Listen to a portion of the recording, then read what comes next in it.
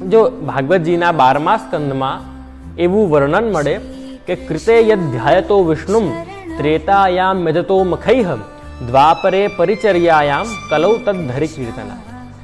અર્થાત કૃતે એટલે સતયુગમાં જે ફળ ધ્યાયતો વિષ્ણુમ, જે ફળ વિષ્ણુના ધ્યાનથી મળતું હતું, એ ત્રેતાયામ મેદતો મખૈહ, ત્રેતાયુગમાં એ જ ફળ હવન કરવાથી મળતું હતું.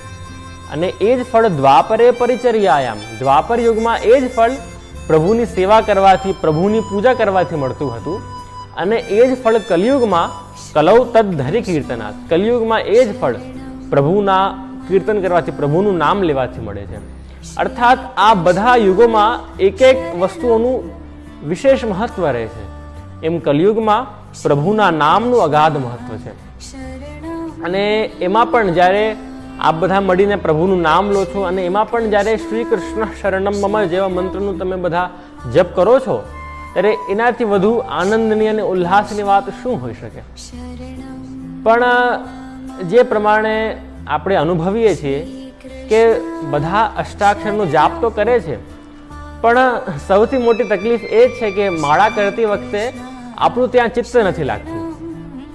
ચિત્ત ક્યાં રાખવું જોઈએ માળા વખતે, એ એક બહુ મુખ્ય પ્રશ્ન છે.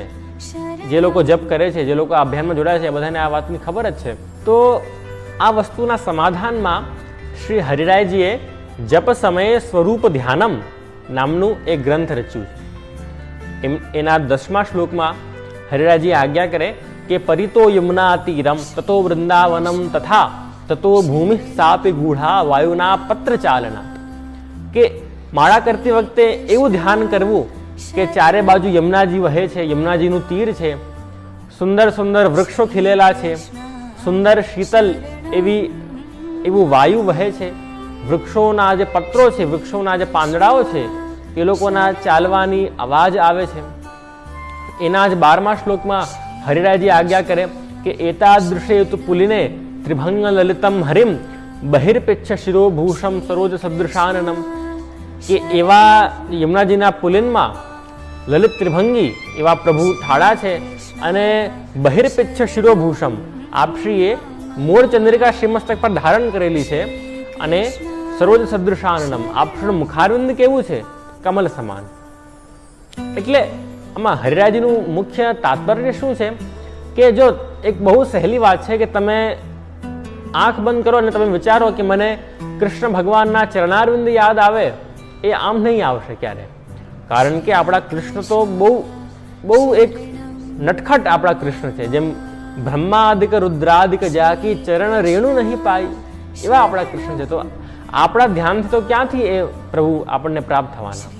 તો એમ હરિરાયજીનું એમ આજ્ઞા કરવી છે આમાં કે આજુબાજુની વસ્તુનું ધ્યાન કરો.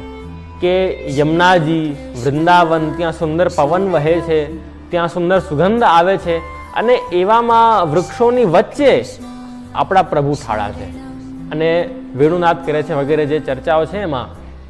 તો એ તમે પ્રભુને, જે આસપાસની વસ્તુથી તમે પ્રભુને પામવા જશો ને, ત્યારે તમને જઈને પ્રભુ મળશે. તો આ હરિરાયજીની એવી આજ્ઞા છે. એમ તમને આજે હું માળા કરવાના 2-3 ઉપાયો બતાવવાનો છું. તો આ એક જે આપણે ઉપાય જોયો કે જે પ્રમાણે હરિરાયજીએ આ જપ સમયે સ્વરૂપ ધ્યાનમ ગ્રંથમાં આજ્ઞા કરી, એ પ્રમાણે તમે કરી શકો. બીજો એક એવો એક ટ્રીક છે કે તમે જ્યારે માળા કરતા હો તો તમારા ઘરના જે પ્રભુ છે, કે અર્થાત તમારી જે પણ પ્રભુમાં તમારી આસક્તિ છે, એમના આભરણોનું ચિંતન કરવાનું. કે પ્રભુના ચરણારવિંદના નૂપુર, પ્રભુના પાયલ વગેરે, એ લોકોનું ધ્યાન કરવાનું. જેમ તો તમને જેમ ઉદાહરણ આપું કે એક બારણો હોય અથવા તો કબાટ હોય કે ખિડકી હોય, તો એને સહેલાઈથી તમે આમ ખોલી નહીં શકો. એને જો તમને એનામાં તમે જો કંટ્રોલ પામવું હોય તો તમને હેન્ડલ પકડવો પડશે. તમને દરવાજો ખોલવો છે, તમે હેન્ડલથી ખોલશો, જલ્દી ખુલી જશે. તો એવી રીતે જ પ્રભુના ચરણારવિંદનું ધ્યાન તમને સહેલાઈથી નહીં થશે. પણ જો તમે પ્રભુના પાયલનું ધ્યાન કરશો, પ્રભુના નૂપુરનું ધ્યાન કરશો, તો પ્રભુના ચરણારવિંદ તરત તમને ધ્યાન આવી જશે. આ પણ એક ઉપાય છે. એક એવો ઉપાય છે કે તમે તમારા જે તમારું પ્રિય તીર્થ સ્થળ હોય તમે એનું ચિંતન કરો. જેમ ઘણા લોકોની આસક્તિ ગોકુલમાં હોય, ઘણાની આસક્તિ ચંપારણ્યમાં હોય, ઘણાની આસક્તિ નાથદ્વારામાં હોય. પણ હા, પછી એમાં એ પણ ધ્યાન રાખજો કે નાથદ્વારામાં જઈને તમે જો રતાળુની પૂડીની દુકાનમાં કે બટાકા પૌવાની દુકાનમાં ઘૂસી ગયા તો પછી એ કાંઈ ફલ નથી મળવાનું.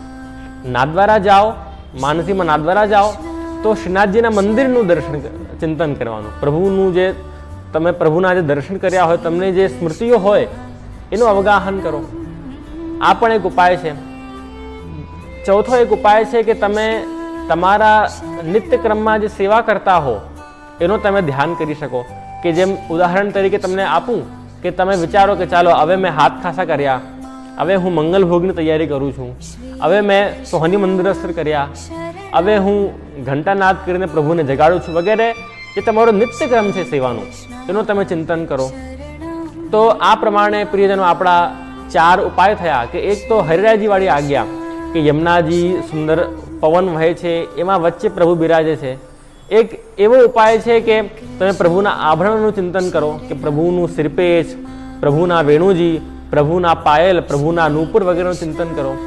એક એવો ઉપાય થયો કે તમે કોઈ તીર્થ સ્થળનું ચિંતન કરો, ચંપારણ, નાથદ્વારા વગેરે.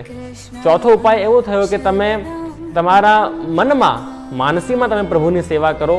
તો બસ તમને આ 4 ઉપાયમાંથી તમને જે તમને ફાવતું હોય એ કરજો. તો નિશ્ચિત રૂપે તમારું માળામાં અને પ્રભુમાં ચિત્ત લાગશે. જે પણ ઉપાય કરો પણ માળા તો જરૂર કરજો. જેટલું થાય એટલું અષ્ટાક્ષરનું આપ બધા જાપ કરો. જેમ અને પ્રભુના નામમાં તો પ્રિયજનો કેટલી તાકાત છે. જેમ કીર્તનોમાં આવે ને કે વ્રજ ભક્તોની તો કેવી હાલત થઈ પ્રભુનું નામ શ્રવણ કરતા કે કૃષ્ણ નામ જબતે શ્રવણ સુન્યોરી આલી, ભૂલીરી ભવન હો તો બાવરી ભૈરી. કે કૃષ્ણનું નામ જ જ્યારથી સાંભળ્યું છે ત્યારથી હું તો ભવન ભૂલી ગઈ છું અને હું તો બાવરી એટલે ઘેલી થઈ ગઈ છું. ભર ભર આવે નયન ચિત્ત હું ન પડે છે ને તનકી દશા કછું ઓર ભૈરી. મારા નયનો ભરી આવે છે, મારા ચિત્તને ચેન નથી પડતું, મારા તનની શરીરની દશા એ કંઈક જુદી જ થઈ ગઈ છે. અને એના આ કીર્તનના અંતે નંદદાસજી આજ્ઞા કરે કે નંદદાસ જાકી શ્રવણ સુન યહ ગતિ, માધુરી મૂરત કેંધો કેસી દઈરી. કે નંદદાસજી વિચારે છે કે જે વ્રજ ભક્તની કેવલ નામ શ્રવણથી જ આવી સ્થિતિ થઈ છે, જ્યારે સાક્ષાત કૃષ્ણ એમના સન્મુખ ઉપસ્થિત થઈ જશે ત્યારે એમની શું હાલત થશે. તો બસ એ જ આપણા પ્રભુનું ખૂબ ભક્તિ કરતા રહો, ખૂબ પ્રભુનું નામ લેતા રહો. એ જ કહીને હું મારા વક્તવ્યને અહીં વિરામ આપીશ. ઇતિ શુભમ.